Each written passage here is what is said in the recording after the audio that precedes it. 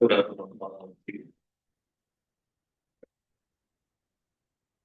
نستعين والعاقبة للمتقين والصلاة والسلام على نبينا وحبيبنا وشفيعنا وقرة أعيننا ونور قلوبنا محمد عبده ورسوله وهو حبيبه وصفيه وقليله وبعد السلام عليكم ورحمة الله وبركاته. Sebelum kita sambung pengajian tafsir kita, sampai kita bertanya tentang yang fitrah. Itulah kembali kepada fitrah. Bermaknanya disuruh manusia kembali kepada fitrah. Dalam Quran Allah Subhanahu wa taala menyatakan fitrat Allah allati fatara an-nas 'alaiha. Allah Subhanahu wa taala telah memfitrahkan manusia sehingga manusia itu berada di atas fitrah yang telah ditentukan oleh Allah Subhanahu wa taala. Dalam hadis baginda Rasulullah sallallahu alaihi wasallam, Nabi menyatakan kullu mauludin yuladu 'ala fitrah. Daripada anak yang lahir itu semua dalam keadaan fitrah. Riwayat yang lain kata Rasulullah kullu mauludin yuladu 'ala millah. Semua anak-anak yang lahir itu dalam keadaan dia berada dalam millah. Jadi yang lain Rasulullah sallallahu alaihi wasallam sebut kullu mauludin yuladu 'ala al-Islam. Lalu digabungkan kullu mauludin yuladu 'ala fitrah, millah maksudnya adalah al-Islam. Tetapi Islam itu agama. Bila digabung dengan fitrah, millah, bagaimana firman Allah Subhanahu wa taala, wattabi'u millata Ibrahim hanifan. Maka hendaklah kamu berada di atas millah Ibrahim. Jadi millah Ibrahim itu adalah amalan syariat. Jadi maksudnya di sini adalah kullu mauludin yuladu 'ala fitrah. Bayi yang lahir itu semua atas fitrah. Maksudnya adalah atas ketentuan Allah Subhanahu wa taala agar satu ketika nanti dia bersyariat. Mana jangan keluar pada syariat. Maka anak yang lahir telah bersyariat. Apa maksudnya? Syariatnya Islam. Akidahnya Islam, i'tiqadnya adalah i'tiqad Allah Subhanahu wa taala saja Tuhannya, dan dia mengakui bahawa Allah Subhanahu wa taala pernah mengambil perjanjian ketika mana dia di dalam alam arwah, alastu bi rabbikum qalu bala syahidna.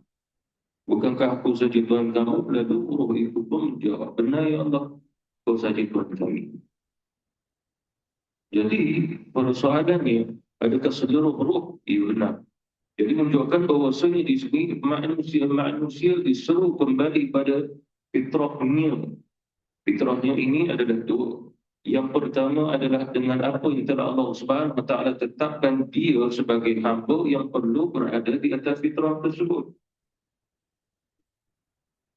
Yang kedua adalah dia perlu berada di atas fitrah yang telah dibawa oleh Nabi SAW sekiranya dia lahir ketika mana Nabi Muhammad, Nabi Rasul yang terakhir ini telah diutus. Itu dah disebut sebagai al-Islam. Jadi tidak boleh lagi. Oleh kerana itu nanti sudah akidah oleh ulama akidah dari sunnah wal jamaah mengatakan bahawasanya yang dimasukkan kembali pada fitrah itu kembali pada i'tiqadnya yang sebenar. Dia sebagai hamba Allah Subhanahu wa taala, Allah sebagai Tuhan. Itu dasar fitrah. Itu akidah. Yang kedua adalah kembali balik pada dasar yang fitrah, pada syariat. Dasarnya syariat mengajar umat Islam untuk melakukan apa yang difardukan oleh Allah Subhanahu wa taala. Maka apabila dia mengamalkan kefarduan itu, maka dia telah berada di atas fitrah.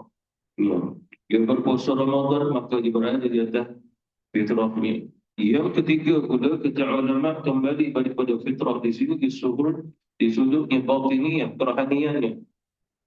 Iaitulah di sudutnya tahallinya. Tahalli bermaksud bahawasanya memotongkan akan jiwanya, hatinya kecuali dengan sifat-sifat mahmudah. Anda mengosongkan jiwa hati pada sifat-sifat mazmumah, itu disebut sebagai takhalli. Lalu dia perlu tazkiyah, bersihkan jiwanya, hatinya, amalan-amalan salih, sehingga bersih kembalikan jiwanya, hatinya, maka itu disebut sebagai takhalli.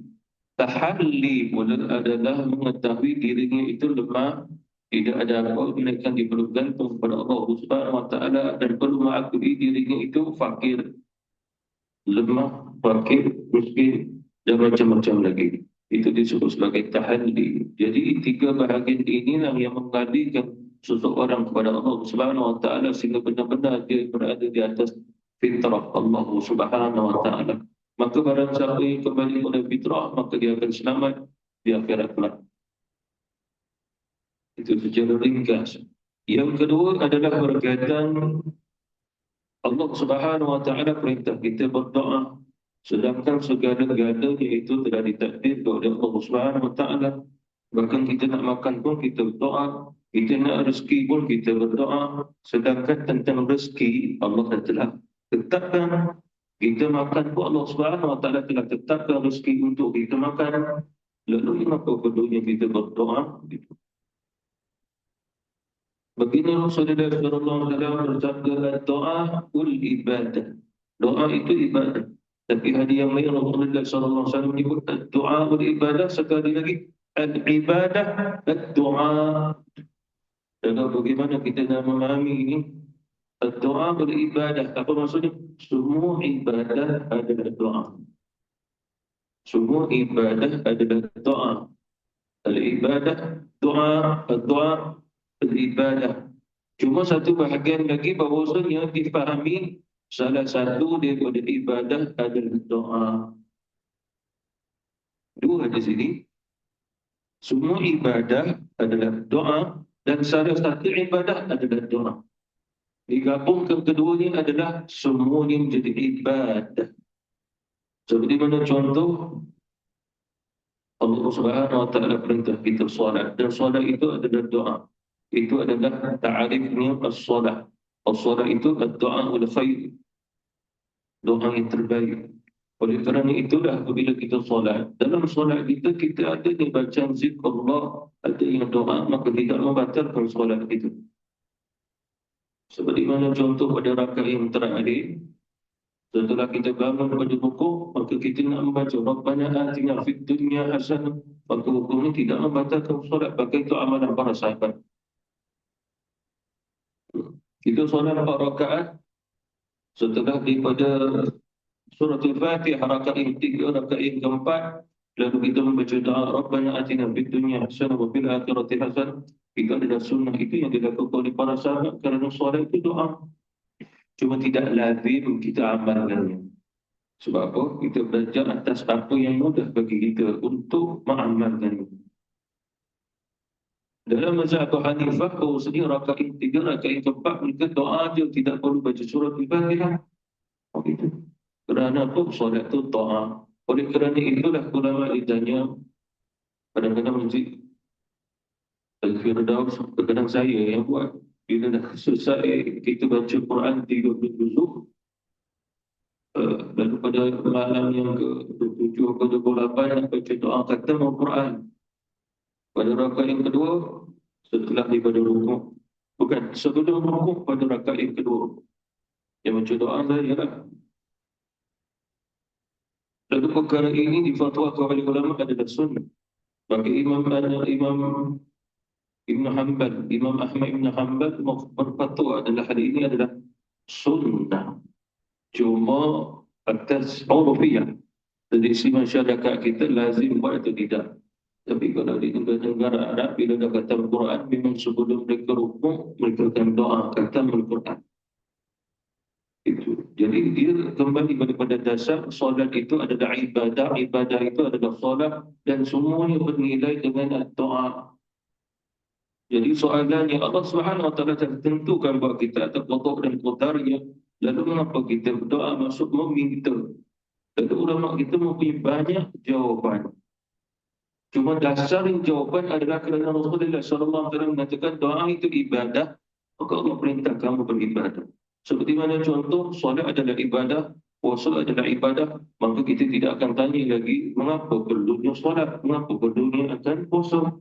Jawapannya telah, telah diketahui. Wa ma khalaqatul jinna wal insa illa liya'budun, maka kita kembali pada illa liya'budun kerana kita hamba Allah Subhanahu wa taala. Allah perintah maka amal itu saja.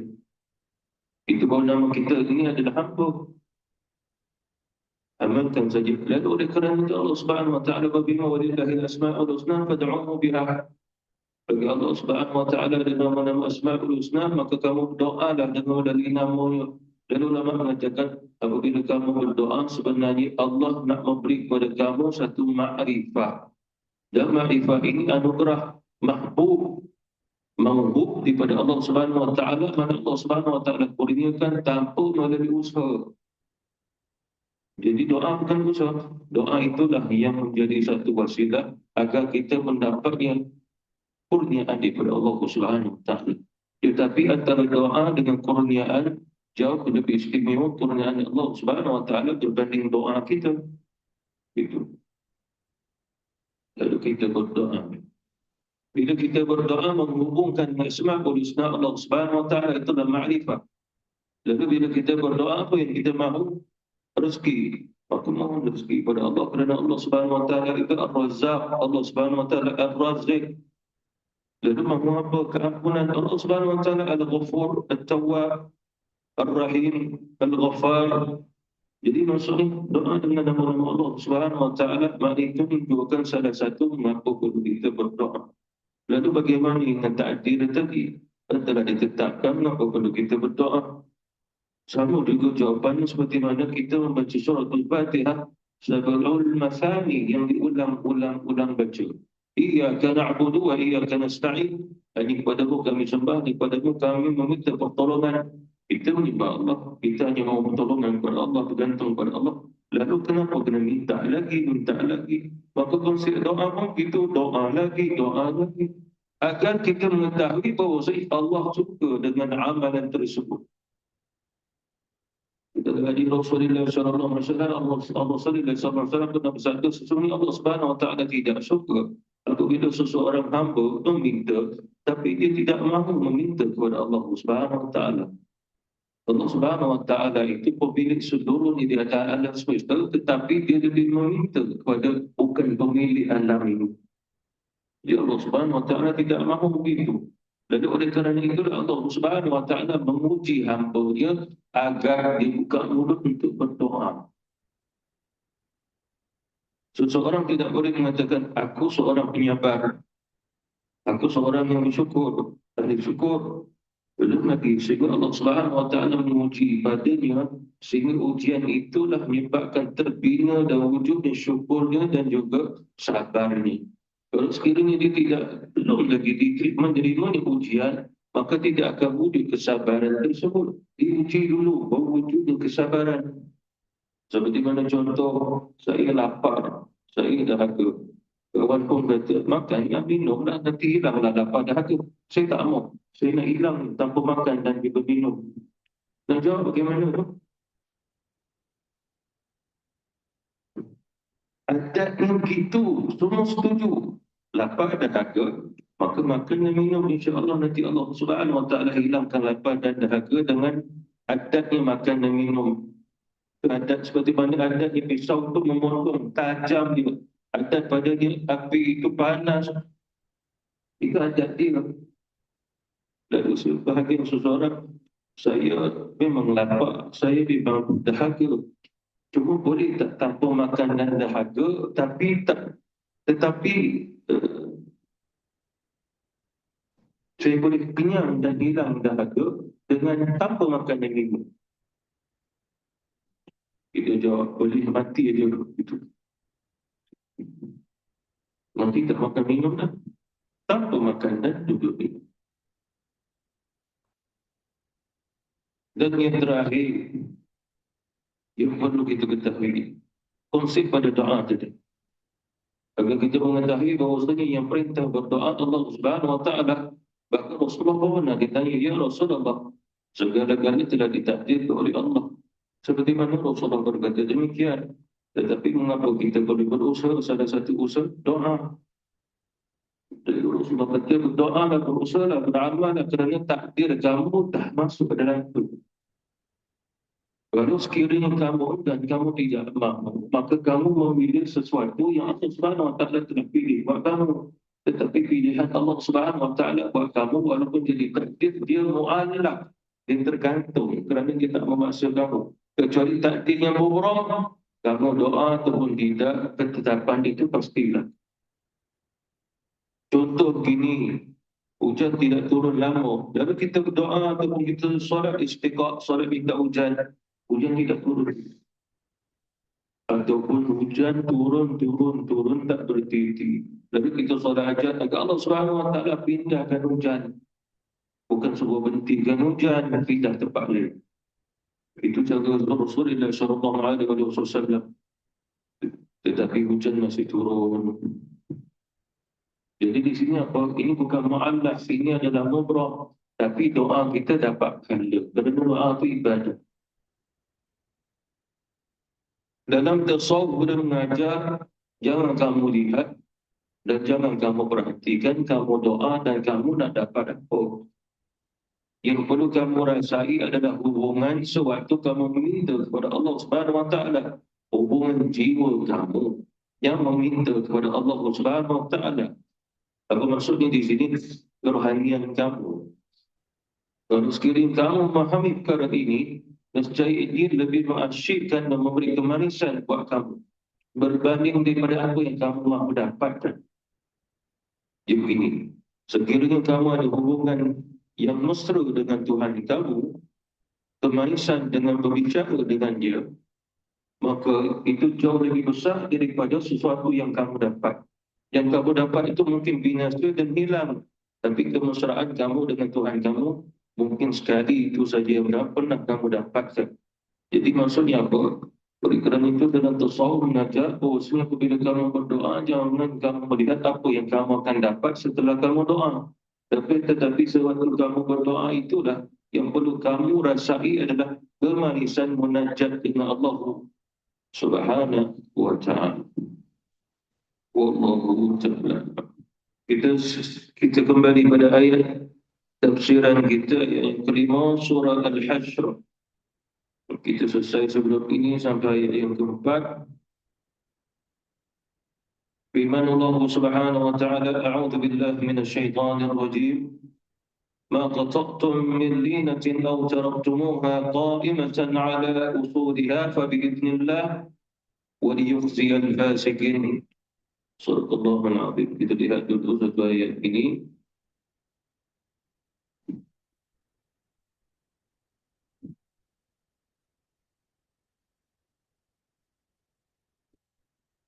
Ma qata'tum min linatin, apa saja yang kamu tebang, ataupun kalimah asalnya qata'tum yang kamu potong. Kalimah qata'a itu potong berterjemahan basic-basic. Tetapi bila masuk pada ilmu sastra Arab, sastra Quran, qata'tum adalah kamu tebang dia. Bahkan kamu bukan sekadar tebang dia, kamu musnahkan dia dengan cara bakar pula setelah kamu menebangnya. Begitu. Min linatin. Min linatin ini kata ulama-ulama adalah pohon yang kurma. Allah Subhanahu Wa Taala tidak menyebut secara jelas ini pohon kurma, tetapi di sudut lughawi orang Arab pada ketika itu memberi nama pohon kurma, pokok kurma dengan nama linatin. Linatin di sudut lughawi bahasa Arab itu dia menjadi pada fi'il sebenarnya, dia bukan isim. Fi'il fi'al. Fi'ilnya fi'al. Apa maksudnya? Walaupun pokok kurma, tetapi perbuatan itu ada kaitan dengan pohon kurma, jadi dikatakan itu adalah satu perbuatan fi'al. Jadi nama itu dikaitkan dengan perbuatan, tetapi dia adalah pohon kurma, maka diberi nama linatin. Cuma ulama-ulama kita kira, bahkan di kalangan para sahabat pun tidak. Cuma di antara mereka menyebut atas pengalaman. Antaranya adalah Abdullah bin Umar radhiyallahu anhu. Sebab Allah Subhanahu Wa Taala bila turunkan Quran, maka para sahabat akan menakwilkan Quran berdasarkan pengalaman mereka dengan Rasulullah sehingga ayat itu turun. Apa maknanya? Kita telah pelajari bahawasanya surah Al-Hashr ini turun sebab nuzulnya Rasulullah SAW diperintah oleh Allah untuk menghalau keluar Yahudi Bani Nadir dari orang ketika itu. Sebagian kata ulama berlaku pada 4 Hijrah. Jadi kisah di kesenambungan padanya Yahudi Bani Nadir disebabkan mereka telah memecahkan perjanjian baginda Rasulullah SAW, maka mereka tak mengikut perjanjian. Perjanjian itu bermula daripada perjanjian Piagam Madinah lagi. Ada 3 golongan Yahudi, ini antara golongan Yahudi yang diperintah dihalau keluar, yang mana pada tahun yang kedua atau tahun ketiga Hijrah, dan ada satu bangsa Yahudi yang telah dihalau. Ini Yahudi yang kedua. Yahudi yang ketiga itu pada tahun 5 Hijrah, Bani Quraisyah namanya. Ini Bani Nadir. Kedua ini namanya Ka'ab bin Al-Ashraf, sehingga dia telah dibunuh. Itu. Jadi kata Abdullah bin Umar radhiyallahu anhuma, dia bersama Rasulullah dan pengalaman tersebut. Lalu dia menyaksikan para sahabat Rasulullah diperintah oleh Rasul untuk menebang pohon kurma yang ditanam oleh orang Yahudi.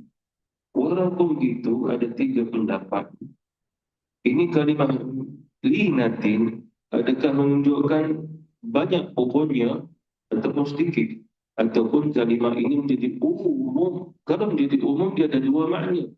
Kalau makna yang pertama, maknanya adalah apa saja pohon kurma, tebang saja, musnahkan. Yang kedua adalah secara umumnya adalah pohon kurma yang mana bukan dengan jumlah seluruhnya, tetapi pohon kurma saja dan bukan pohon yang lain. Dan kurma yang dimaksudkan ada pohon kurma yang tertentu, tetapi tetap dia juga spesies dia pohon kurma dan bukan pohon yang lain. Sehingga ada di antara mereka berpendapat, bagiku bahawasanya pohon kurma ini hanya ditanam oleh orang Yahudi di kawasan situ yang ada Bani yang Nadir saja. Adalah nama dia. Sebagian lagi kata ulama bahawasanya pohon kurma itu adalah ajwah. Ada juga ulama mengatakan tidak disebut sebagai ajwah, tetapi selain daripada ajwah. Sebagian lagi kata ulama, linatin ini menunjukkan sebatang pokok kurma saja pun. Sebagian lagi kata ulama bahawasanya aku menyaksikan pohon kurma yang ditebang oleh para sahabat atas perintah Rasulullah sekadar 6 batang pohon kurma saja.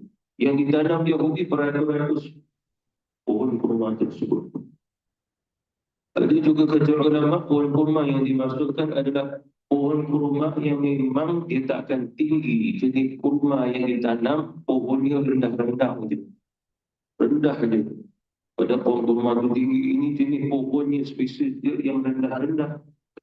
Ada juga kata ulama, linatin adalah pohon kurma yang mana pohon kurmanya yang kualiti yang paling rendah sekali daripada semua pohon. Sebab kualiti yang paling tertinggi adalah ajwah. Itu khilaf ulama kita. Maqata'atun min natin, dan kalimah ma di sini mausul. Mausul menunjukkan bahawa apa saja yang kamu tebas, apa saja yang kamu potong, sehinggalah kamu membakarnya. Disebabkan para sahabat Rasulullah SAW pernah melihat pohon-pohon kurma tersebut ada yang ditebang lalu dibakar. Dan pohon ini berada di mana? Di kawasan yang penduduk ataupun kampung yang Bani Nadir. Cuma ulama kita ditanya, apakah manhaj tujuan Nabi perintah para sahabat bagi tebang beberapa pohon kurma tersebut? Kalau kita ketahui ketika itu Bani Quraisyah ini masih degil, tidak mau keluar. Padahal mereka setuju.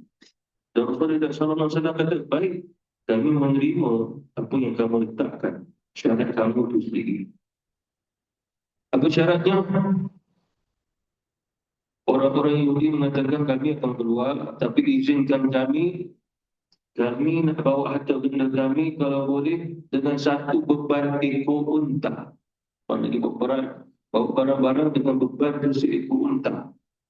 Rasulullah kata silakan. Dan ya Muhammad, kami tidak akan keluar dengan membawa senjata. Itu Rasulullah tetapkan. Nabi kata kamu tak boleh keluar dengan membawa senjata. Itu. Dan beberapa perjanjian lagi, tetapi mereka ikat. Lebih-lebih lagi orang-orang Yahudi, sahabat baik mereka, orang-orang munafik di Madinah. Ketuanya Abdullah bin Ubay bin Salul. Hmm. Tapi kena scam. Kalau sekarang dia kena scam, zaman Rasulullah. Orang Yahudi kena scam. Disebabkan apa? Mereka rasa mereka kuat. Berinafir ini bertahan tak mau keluar. Disebabkan datangnya Abdullah bin Ubay bin Salul, ketua orang munafik di Madinah. Dia mengaku Islam. Dia kata, usah risau. Aku dan juga orang-orangku akan menjaga kamu, mempertahankan kamu dan membantu kamu agar kamu tidak dapat keluar. Maksudnya kamu tidak akan keluar pergi ke Khaybar atau pergi ke Syam. Kami akan membantu kamu. Jadi bila saja orang Yahudi itu mendengar demikian, bahawasanya orang-orang munafik itu akan membantu mereka mempertahankan kampung halaman mereka, mereka pun tergila nak keluar. Tengok-tengok kena scam. Apa maknanya? Munafik itu tak kuat pun. Mana scammer ni munafik pun ni. Itu. Begitu ada orang call tadi. Dia kata scammer dah ni. Betul dia kata. Nama dia Iskandar. Cuba kau mengucap. Apa saya nak mengucap? Saya memang orang Islam. Nama saya Iskandar. Mengucap je lah. Lama juga. Dah sekali dia mengucap.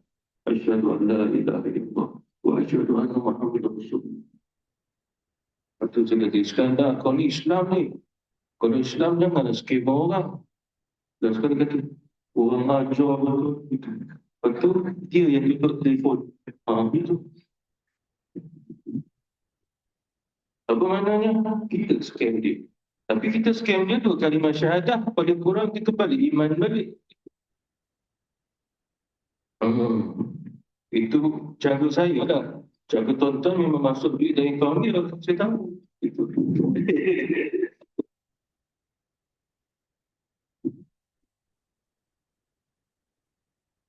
Jadi akhirnya orang Bani Nadir ini pun terpaksa takut. Mengapa? Kerana jatuh takut.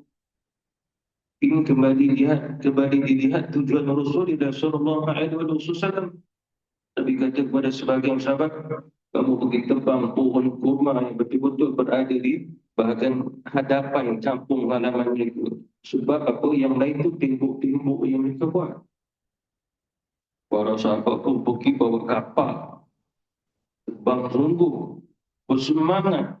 Lalu kata ulama, ini apa? Ini cara untuk menakutkan mereka. Siapa punya idea? Rasulullah. Rasulullah sallallahu alaihi wasallam. Kemudian pula kata juga pohon-pohon yang lain yang hendak ditebang oleh sahabat. Lalu Rasulullah kata, pohon ini biarkan. Pohon ini jadi tebang. Itu yang Allah Subhanahu wa taala sebut, "Aw taraktumuha qa'imatan 'ala usuliha." Ataupun kamu membiarkan daripada itu dah pohon-pohon kurma itu tidak ditebang. Qa'imatan 'ala usuliha, yakni ditegak diri sehingga akarnya berada di situ. Tak usik dia pun. Mana ada tu? Satu ada pohon yang ditebang, ada juga pohon yang Nabi kata jangan tebang. Jadi di sini kata ulama, perbuatan Rasulullah yang perintah sehingga perbuatan para sahabat yang melakukannya adalah untuk menakut-nakutkan mereka. Mereka juga nak keluar, tak mau keluar. Bila mereka dah terasa takut, ketua mereka pun datang ke Rasulullah sallallahu alaihi wasallam. Ya Muhammad, adakah benar kau diutus oleh Allah Subhanahu wa taala sebagai nabi rasul? Dalam kitab kami bercerita Seorang Nabi, seorang Rasul tidak akan bertindak agresif begini. Sudah nampak macam agresif tadi. Bahasa orang muda brutal. Pakcik tahu, brutal. Dia tahu sebab dia ada pengalaman tu. Itu.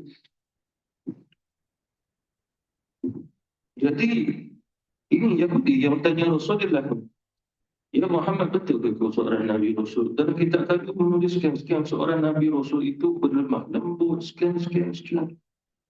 Rasulullah SAW tak cakap Nabi dia.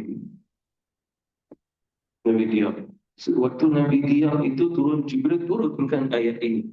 Qaimatan ala usuli wa biiznillah. Ini semua dari izin Allah. Maknanya tidak salah yang dilakukan oleh Rasulullah SAW. Kerana apa? Kerana semua perintah Allah daripada awal lagi Allah perintah Rasulullah halau keluar Bani Nadir ini bawa pergi ke Syam. Begitu juga Allah Subhanahu Wa Taala menggerakkan hati Rasulullah untuk menakut-nakutkan mereka dan tidak ada itu semua adalah biiznillah. Diberi izin Allah Subhanahu Wa Taala turun ayat ini menunjukkan perbuatan Rasulullah Sallallahu Alaihi Wasallam tidak salah. Walaupun gitu, sahabat Rasulullah pada ketika itu terpecah menjadi dua golongan. Yang kedua dia berijtihad. Sebab Rasulullah kata tebang itu. Takutkah mereka dengan cara ada juga di antara sahabat Rasulullah pergi bakar pohon kurma yang ditebang. Jadi bila dah terbakar tu semakin takutlah penduduknya. Yahudi Bani Nadir itu semakin takut. Disebabkan apa? Kerana mereka bukan sekadar mereka, laki-laki itu. Tapi ada anak isteri mereka, mak ayah mereka, anak-anak kecil mereka. Mereka pun memandang demikian. Rasulullah juga memandang itu semua. Tetapi jaga Rasulullah tidak memberi mudarat pada seseorang pun. Cuma mata melihat menakutkan. Perintah Allah Subhanahu Wa Taala.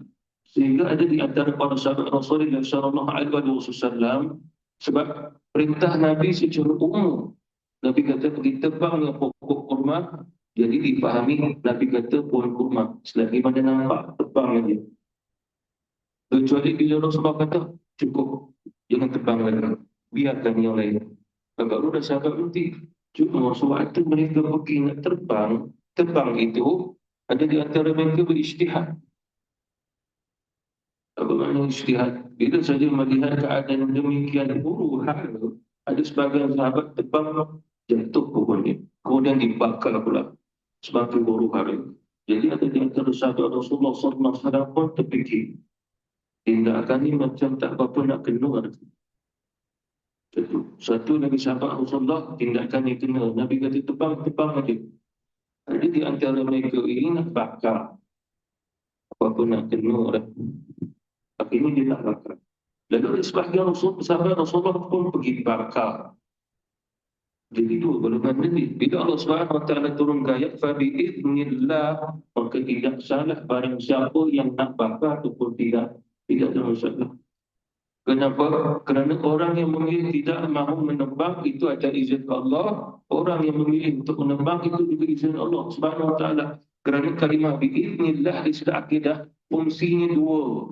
Seperti mana contoh, dengan izin Allah kita datang, dengan izin Allah kita tak datang. Dua-dua tu jalan. Tu biiznillah. Besok kita jumpa je, insya-Allah biiznillah. Boleh, mungkin jumpa, mungkin tidak jumpa, biiznillah. Itu kedua-duanya. Maka kata ulama, tidak ada masalah. Itu. Cuma ada di antara sahabat Rasulullah SAW bertanya-tanya ataupun tertanya-tanya. Ini kalau sekiranya pohon ini kita tebang, kita bakar, nanti benda mereka pula ada yang kita tak boleh nak ambil, bahkan mereka membinasakan rumah mereka, lalu apa yang kita akan dapat nanti? Boleh tertanya-tanya. Yang sebab apa pohon yang ditanam oleh orang-orang Yahudi itu, buah-buahnya keluar yang baik-baik. Lalu kalau kita tebang ni semua, mana kita tak dapat harta ghanimah ini. Disebabkan apa saja yang ditinggalkan oleh orang Yahudi bakal menjadi harta ghanimah bagi umat Islam. Dulu pada zaman sebelum itu banyak Qainuqa. Oh, pernah kena halau. Yang itu lagi teruk. Itu Rasulullah memerangi mereka terus. Laki-laki yang memerangi, lalu Rasulullah perintah bunuh dia. Yang ditawan perempuan, anak-anak, orang-orang tua ditawan. Bila ditawan, mereka hidup bawah perlindungan Islam. Tidak dizalimi mereka. Bahkan dari antara mereka masuk Islam. Yang masuk Islam ini nak kembali memerangi orang Yahudi yang lain pula. Itu ketabahan dan juga iman mereka. Termasuk juga ada di antara Yahudi, Bani Nadir yang masuk Islam. Jadi maksudnya apa? Itu semua adalah daripada hidayah daripada Allah Subhanahu wa ta'ala. Lalu Allah Subhanahu wa ta'ala menyebut apa saja yang kamu tebang daripada pohon-pohon kurma ataupun apa saja yang kamu biarkan pohon tersebut dibiarkan tanpa menebangnya ataupun membakarnya, maka itu semua adalah atas izin Allah. Apa maknanya di sini? Kamu tebang atau tidak bersalah atas kamu. Para sahabat tak ikut tebang ataupun tidak berdosa atas mereka. Tidak ada masalah dalam hal ini. Bahkan Yahudi tadi pun bertanya Nabi, betul ke seorang Nabi Rasul? Sekiranya Nabi Rasul takkan melakukan demikian. Rasulullah diam. Rupanya tindakan Rasulullah yang menyebabkan akhirnya kedegilan mereka hilang. Sehingga akhirnya mereka akur dan keluar. Maka itu ada hikmah apa yang dilakukan oleh baginda Rasulullah sallallahu alaihi wasallam. وَلِيُخْزِيَ الْفَاسِقِينَ, dan tiada Allah Subhanahu wa ta'ala itu menghina orang-orang yang fasik. Orang yang fasiknya ada dua dalam ini. Yang pertama adalah orang-orang munafik. Yang kedua adalah orang-orang Yahudi itu sendiri pun fasik. Ulama menyatakan fasik itu adalah fasak. Fasak itu bermaksud seperti mana biji kurma yang telah lekang daripada kurma itu sendiri. Jadi biji itu impama Islam dan iman yang tidak ada dalam diri seseorang. Jadi kurma itu ibarat tubuh seseorang. Kemudian biji itu ibarat iman dan Islam yang telah keluar. Itu disebut fasak. Jadi bila disebut fasik, orang yang tidak ada Islam dan iman dalam diri dia, dalam hati dia. Jadi Allah Subhanahu wa ta'ala pun waliyuhzi, makna Allah Subhanahu wa ta'ala menghina. Menghina di sini apa maksudnya? Ada yang kata ulama, dilihat pada perjalanan kehidupan mereka, mereka tidak pernah mengalami kesenangan. Sehinggalah mereka Islam dan beriman, Allah Subhanahu wa ta'ala memberi kekuatan. Allah Subhanahu wa ta'ala memberi kesenangan buat mereka dengan keislaman mereka. Itu tidak ada, itu tak lebih Allah Subhanahu wa ta'ala kepada golongan yang fasik ini. Bahkan cerita yang beliau hijrah adalah Yahudi Bani Quraisyah. Apabila mereka takut apa yang berlaku, mereka masuk Islam. Bani Quraisyah masuk Islam. Bila mereka masuk Islam, siapa mereka yang masuk Islam? Orang Yahudi. Dan mereka baik. Bila masuk Islam, mereka menjadi orang baik dalam Islam. Dan Rasulullah SAW pun memberi kepada mereka ada ghanimah, kata rampasan peperangan kepada Yahudi yang sama bersama Rasulullah memerangi Yahudi juga yang ada dalam Islam. Dan pernah juga berlaku orang-orang Yahudi yang memang baik dengan Rasulullah cuma belum masuk Islam. Dia mahu membantu Rasulullah. Nabi kata boleh, nanti aku berikan padamu ganjaran daripada harta ghanimah. Caranya adalah mereka memerangi Yahudi sendiri. Pernah disebutkan hadis ini. Tapi kata ulama, syaratnya adalah di bawah pemerintahan Islam yang ketika itu Rasulullah yang perintah. Apa maknanya? Rasulullah SAW perintah tak kala mana mereka tawar diri mereka untuk membantu Nabi memerangi Yahudi. Yahudi memerangi Yahudi. Tetapi akhirnya mereka juga masuk Islam dalam diri.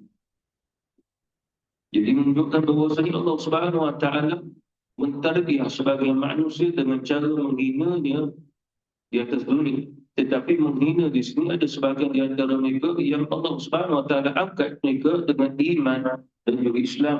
Ini Allah Subhanahu wa ta'ala memberi hidayah. kepada mereka. Wallahu ta'ala a'lam. Berapa minit ni? Ha? Oh, 3. Tahu dia hari bawah tu panjang. Nanti sampai pukul 9. Ini mata-mata semua ni tak boleh. Wabillahi taufiq wal hidayah. Wassalamualaikum warahmatullahi wabarakatuh.